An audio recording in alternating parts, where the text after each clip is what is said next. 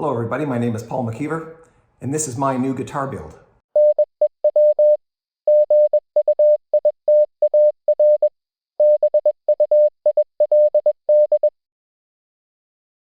Alright, so we're going to install the Vegatrem today.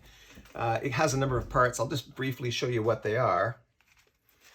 There is the trem unit that's going to be facing, on the face of the guitar. This is the part that's going to be sticking out of the bottom of the guitar. Sure if I put it there that way.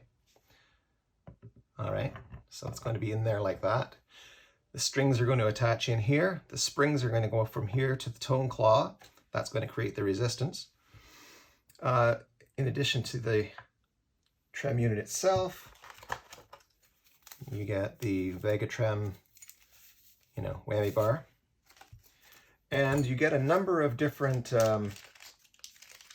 springs, depending on the sort of strings you're going to have. So you've got extra low tension, high tension springs, and you've also got, I'll open this one up. This is the blade, which is sort of key to the whole system. You can see that it has on it a notch right there and another notch right there. And I'm going to put this cloth on there just for safety again. When the trem unit's installed, this will be on the face of the guitar. And you will see that on the trem unit, there is a blade on each side. And so that blade is going to fit into the notch, and it's going to bend as so, okay? That blade system is the whole pivot. That's the whole fulcrum of the system. All right, so we're going to start by turning the guitar over and putting the blade in. We've got the Vegatrem blade that's going to be installed. We know that the notch is on the one side here. You can see it right there. You can make it a little closer. Let's see here. There you go. There's the notch. And so the notch has to face that way. And this is a traditional Fender 6-hole mount for the old-fashioned Fender whammy bar system. So we're going to put that in place as so. The Vegatrem comes with 4 mounting screws that are going to be used to mount the blade, so that the outer 2 holes that are pre-drilled here, again by Warmoth,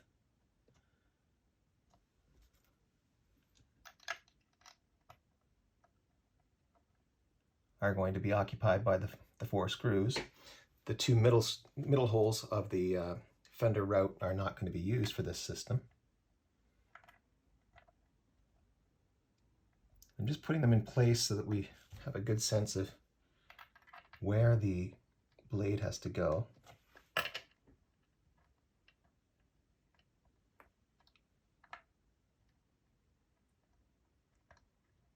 In order for everything to line up. There's not a lot of play there, so it's pretty much, it should be relatively foolproof. And again, I just want to guide these in nice and straight before using any kind of, well, I'm not going to use a drill or even any kind of, I might use the ratchet set, the ratchet screwdriver, just to make it easier than spinning like this. But I want to make sure the screws are in good and straight first. I'm not going to tighten it down until I get them all close to the blade.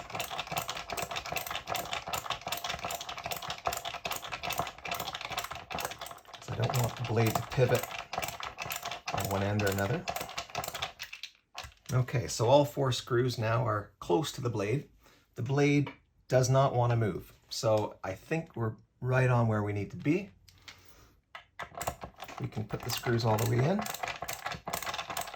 Again, now I'm only going to take it in just gently at first, do the 2 ends first before I lock it down.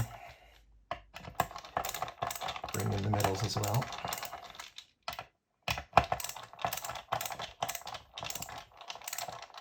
Kind of like tightening lug nuts on a car wheel. You don't want to do one lug nut at a time. you want to go around the wheel, skipping one lug nut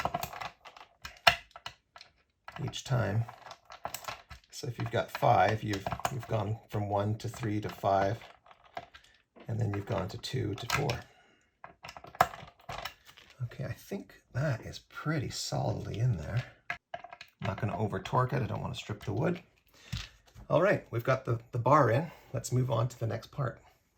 All right, so now that we've got the tone claw in and we've got the blade for the whammy bar on the face of the guitar, we're going to move into the part where we're going to putting the whammy bar in. But before we can do that, we have to think ahead, because once we've got it in, to keep the whammy bar from just sliding around, we're going to have a set of strings on, which means we're going to have a neck and another end to which to attach the strings. In other words, we've got to install the neck first. So let's do that. Okay, so we have our Warmoth padouk neck. Padouk is the wood. And we're going to introduce that. Let's just turn it over to do it properly. I'm going to introduce the neck to the body. Gently place it in. This cavity is extremely accurate, extremely snug with the body, with the neck rather. So we have to line it up. All right, so we know where it is.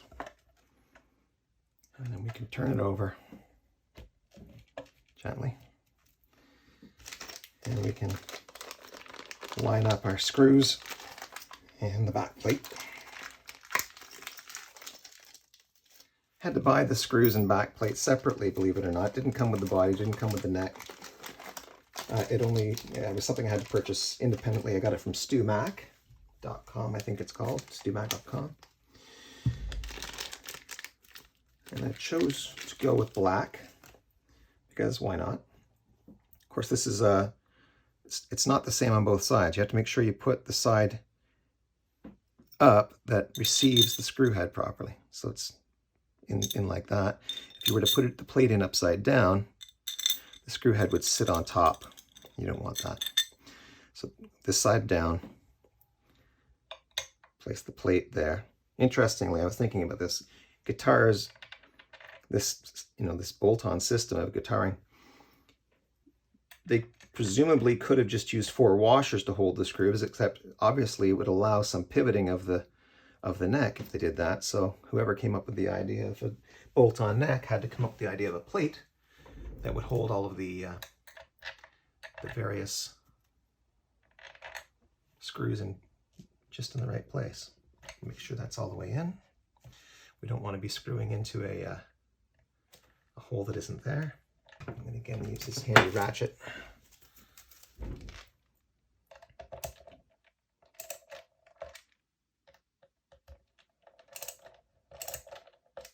I gently guide them in first, make sure they're all straight into the hole. It's been pre-routed by Warmoth.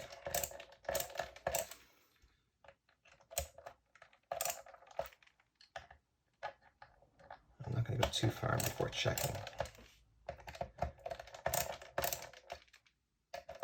I'm going to go too little either, though, so I don't want to strip the hole in the neck, the holes in the neck. Let's just see how we're doing. Okay, we're good.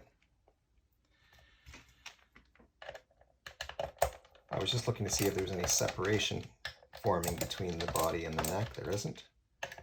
So I think the neck is receiving the screws well.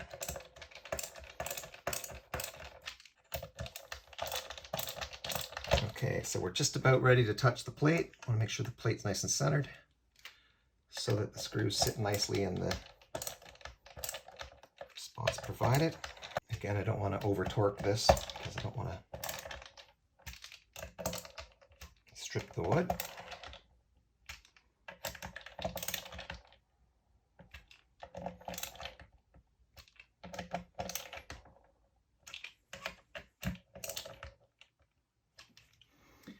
And I think, if I'm not mistaken, yes, just make sure we've got a square. You can see there it's nice and flush with the guitar. In case you wanted to see how it looked, I'm going to back this off a bit. There she is in all her glory. Now the Vegatrem comes with 4 different sets of springs in different tensions. So there's a high tension for heavier gauge strings, a medium tension, I think that's for 10s. There's a low tension spring set for if you're using 9 gauge strings, and then an extra low for 8 gauge. I'm going to be using 9 gauge strings. Super Slinkies or any balls, thought I'd go with those. And that means I'm going to be using the low tension set of springs. And, you know, keep in mind these springs, I'll just put the towel back on so you can see better. The springs have 2 different ends. The round end is for the claw. The post end is for the trem unit. And you'll see that on this unit, I'm going to put some white paper behind so you can see. You might be able to see right there, there's a screw, and right there is another screw. Those are tightening screws. Just as with the with the tone claw, you can lock the springs on this end by tightening these 2 screws here. On the Vegatrem, when you put the post into the trem unit, you can lock that so that this end of the spring likewise will not come free of the bar. The Vegatrem comes with 2 different Allen wrenches, and the smaller of the 2 is used to loosen the lock on the back of the trem. I'm going to see if we can zoom in a bit.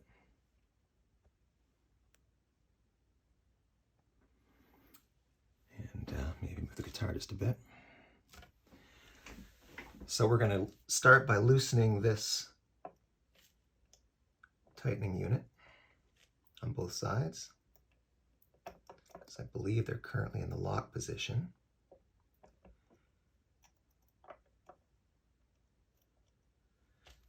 And then drop the post end of the spring into the hole. There we go. You have to give it a bit of force apparently. And then lock the unit. Turn the screw so that it's locking this post into the trem unit.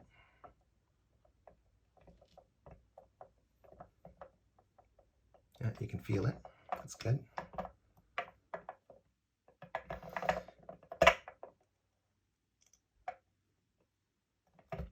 And then we're going to do the same on the other side. The trem unit has to go in through the top. It's just a bit too snug for it to come up through the bottom. So you've got to bring it through. There we go. So now the trem unit is sitting on top of the body. We're going to flip the guitar over. And we're going to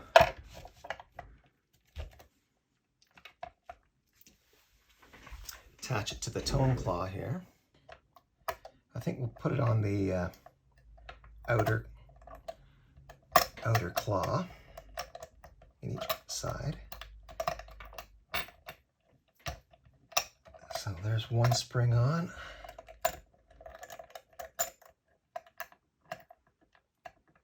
There's another spring on, and then we're just going to lock it in place.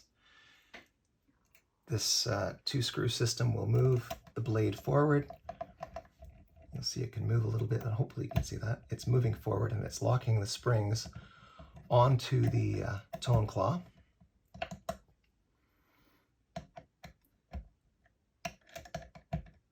I'm not leaving this too tight at this point. We're just going to make sure the springs are, you know, not pulling, but not sagging either. We don't want this unit here to be lying down. Now the strings are going to go in.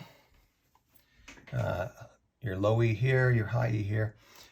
You have to, I don't know if you can actually see it. I'll try and put a little bit more light on the subject. Let's see here. If you look really closely,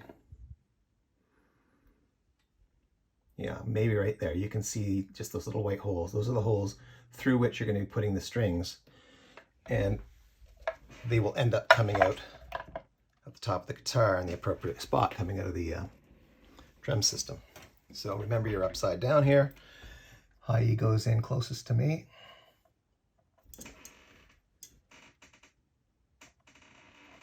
right there. I'm on a tabletop, so it doesn't want to go too far. All right, and we're going to put the wrong end. Put the high end up here. And once we've got them guided in, we can lift the guitar just a bit, push them in through a bit, because now they're no longer being occluded by the table. Gently turn the guitar over. There's our E string coming through. And we can pull those through from the back until they're all the way up. And then we can bring them, once we have this unit here, now I'm going to back off so you can see what I'm doing here. Once this unit here is lined up with the blade, so the blade is in the groove of the bar here, you can feel it. There we go, that's in place.